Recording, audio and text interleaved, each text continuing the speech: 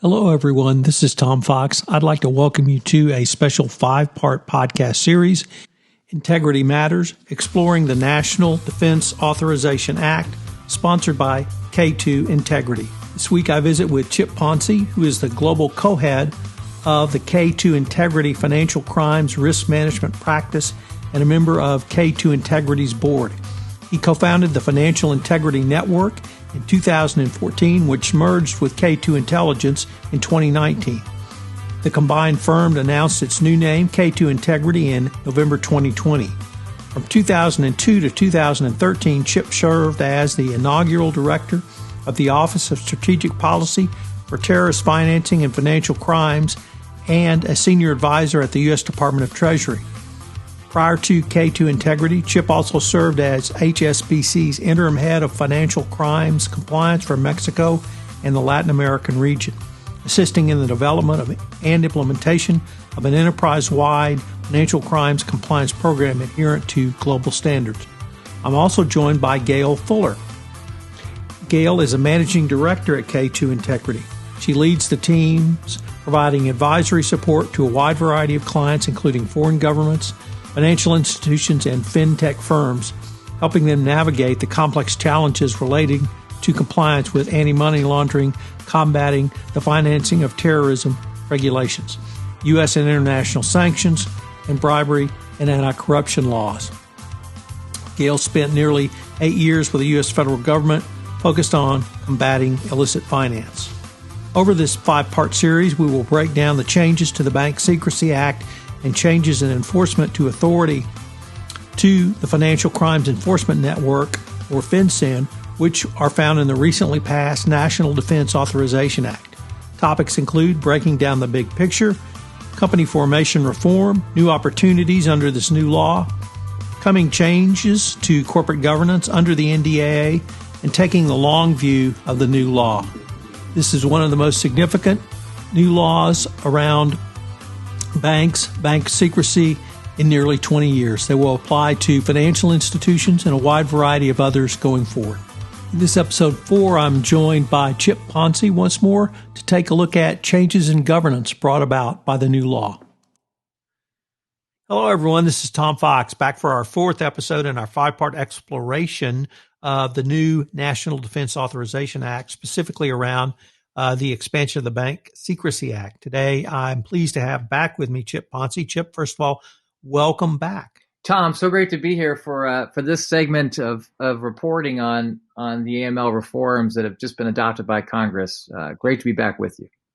There were some changes in governance, and I was wondering if we might be able to take some time to explore them, maybe starting with where we were and where we are now. Yeah, governance is, to me, it's at the heart of so many of the challenges associated with implementation of the Bank Secrecy Act. And I've spent a lot of time, probably too much, with myself on this issue. Is it because we're American and we don't like to be governed, or is it something more specific to the BSA? And I say that sort of jokingly, but sort of not. The U.S. system of governance has always been one of balancing a decentralized approach with the need for governance that provides some coherence to the whole structure. We've spent some time talking about the risk-based approach and how under a risk-based approach, it's very hard to centralize governance because by definition, the risk which sits in the financial institution is, in order to be addressed effectively, has to be addressed at the point where those risks enter the system, which is in a decentralized, privatized financial system consisting of hundreds of thousands of financial service providers. So how do you govern that in any sort of a centralized way becomes a really interesting and important challenge for us. This act does not centralize governance in a way that is at odds with a risk-based approach or with the accountability of individual institutions and what happens when they confront risk in the financial system and in the underlying economy. But what it does try to do is create governance mechanisms that clarify expectations and better align all of the efforts of our financial institutions, our regulators, our law enforcement to spend more time chasing bad guys and combating risk and less time fighting over what good risk management looks like. And it does this in a couple different ways. One way it does this is through better interagency coordination and cooperation and information sharing. We have a system in the AML regime itself, whether in the United States or elsewhere, that relies on coordination across different areas of government. We've got the regulators, obviously, that are charged with making sure that our financial institutions follow the laws and regulations, in this instance, associated with AML and combating illicit finance. We have law enforcement, obviously, charged with investigating, prosecuting, confiscating assets associated with financial crime. We have policymakers who attempt to bridge these gaps, a national intelligence and security community that's increasingly using financial information. So a lot of moving parts. And to coordinate those efforts on an interagency basis, this act begins, in my view, with the right spot of what is the risk? What are the challenges? What are the threats that we're facing? And requiring reporting from the Department of Justice and the law enforcement community to the Treasury, to the federal functional regulators around where we see our priority threats and risks. That's an important place to start with a risk-based approach, is what are the risks that we worry about and why? So that's a great starting point. There are other areas we can talk about that cover, based on those risks, how financial institutions are examined, supervised, and how they implement their AML programs to deal with those risks. Chip, one of the, I think, significant areas of reform and expansion is around whistleblowers and whistleblower protection. And I have a great interest in this area, and I've studied this particular provision quite a bit, and it has some very unique aspects from the federal whistleblower kind of law and protections. But I was wondering what were some of your thoughts around this new whistleblower protection in the BSA, and how should companies begin to think through, or what do they need to think through with this new enactment? Thanks, Tom. And I'm not a whistleblower expert, but I have looked at this provision with great interest because I think it backs into a broader concern around how do we get better information around where we see financial institutions potentially not performing their obligations to implement AML programs that are effective and sustainable. How do we protect those within those institutions that are trying to help those institutions? And there's been a lot of discussion over the last 20 years around how these compliance obligations of our financial institutions to implement programs to effectively address and manage financial crime risks, those are obligations that the institutions have as a whole. They're not obligations that sit on the back of a compliance officer or a BSA officer or an AML officer.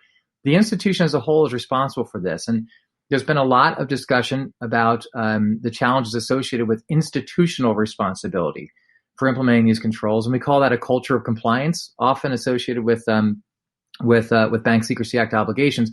And that culture starts at the top.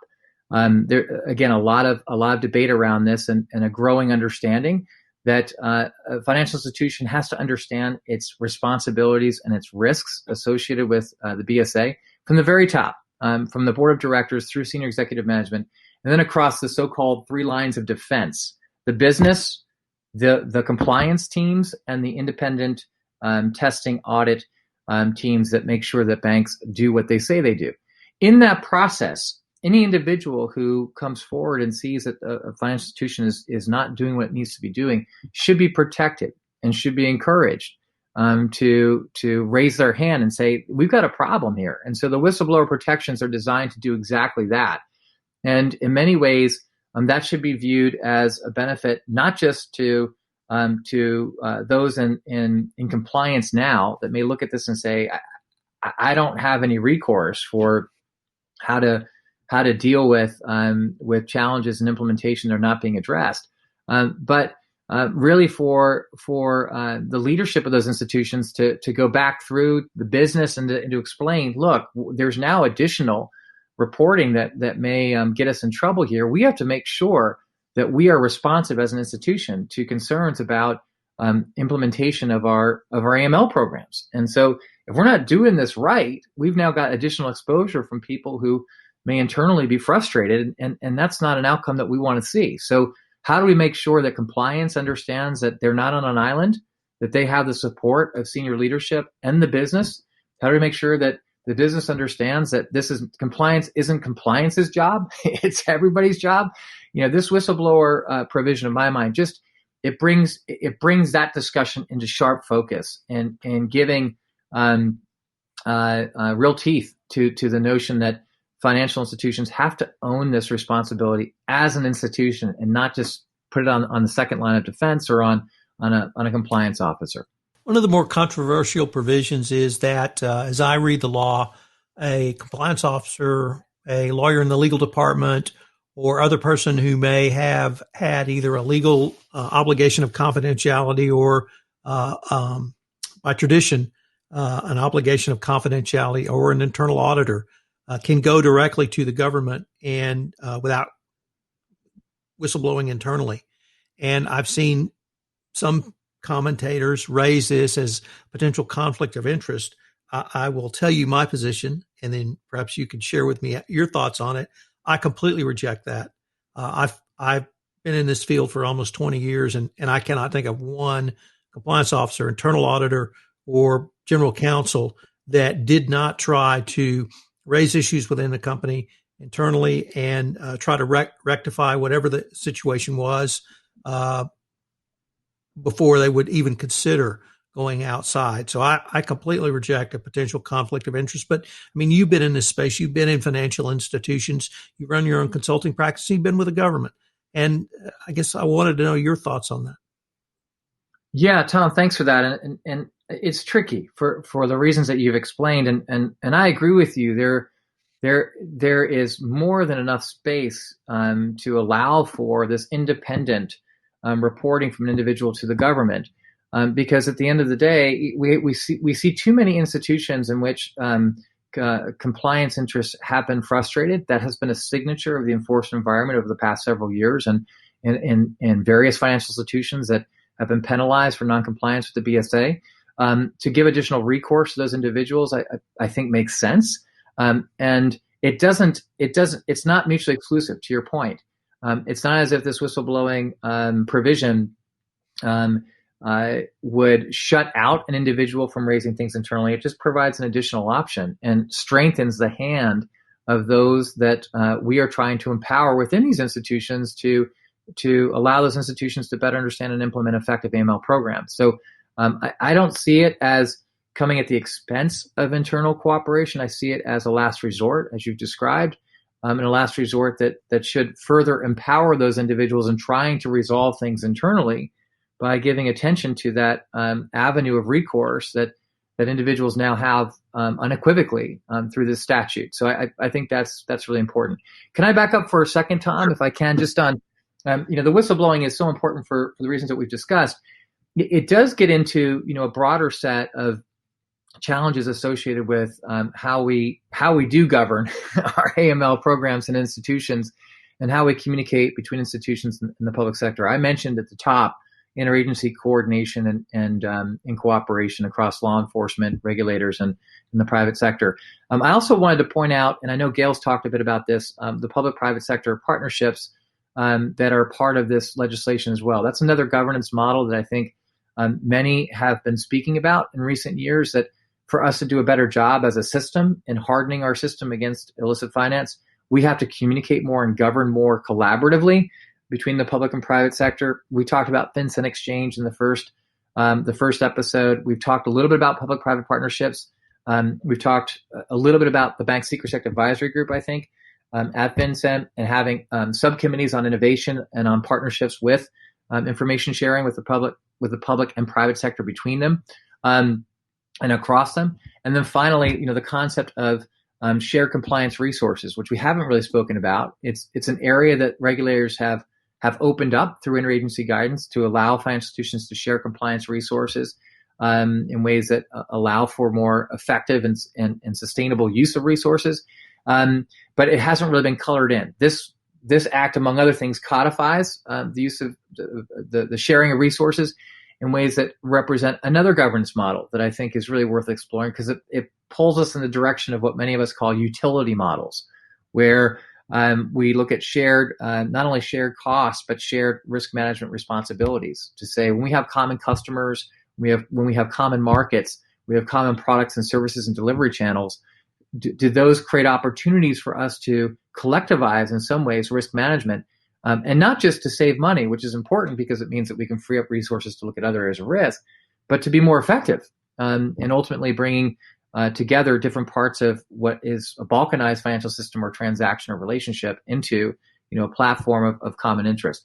I think that is the future in governance that we want to, without taking responsibility away from the risk-based approach and the financial institutions on the front lines, support that effort through the use of these utility models that can collectivize risk management on the back of shared data, shared compliance officers, and shared compliance resources that can assist institutions in better understanding and managing risk on a continuous basis. So I think those are other signature elements of what we see in the Act, and all of this will take years of rulemaking to implement, which I know Gail's going to talk about later. But this is the beginning, not the end of the next phase of modernization and reform.